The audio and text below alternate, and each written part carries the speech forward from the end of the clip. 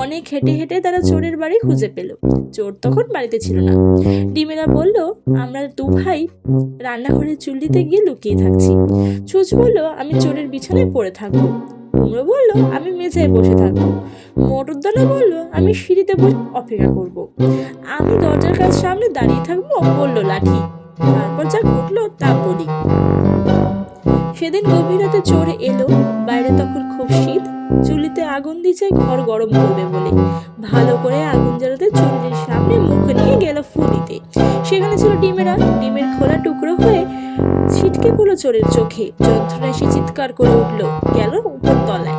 ঘরে ঢুকে বিছানায় গিয়ে বসেছে, অমনি ছুঁচ তাকে খুব জোরে খোঁচা মারলো বলে চোরটা চেঁচিয়ে উঠলো। ঘর ছেড়ে সিঁড়ি দিয়ে নামতে গিয়ে মটরদানা পা পড়তেই পা গেল পিছলে। গড়াতে গড়াতে চোর গিয়ে পড়লো মেঝে। চোরের কোমর গেল ভেঙে, তবুও কষ্ট করে সে উঠে দাঁড়ালো। খোঁড়াতে খোঁড়াতে দরজার সামনে এলো। যখন সে বেরোতে যাবে, অমনি লাঠি তার মাথায় আঘাত করলো। চোর মাটিতে পড়ে গেল।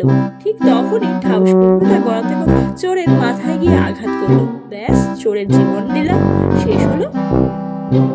দেখলে তো, বুড়ির মুরগি চুরি করার জন্য কিভাবে ডিম ভাইরা ছুঁচ, কুমড়ো, মটরদানা, লাঠির সাহায্যে চোরটাকে কেমন শাস্তি দিল।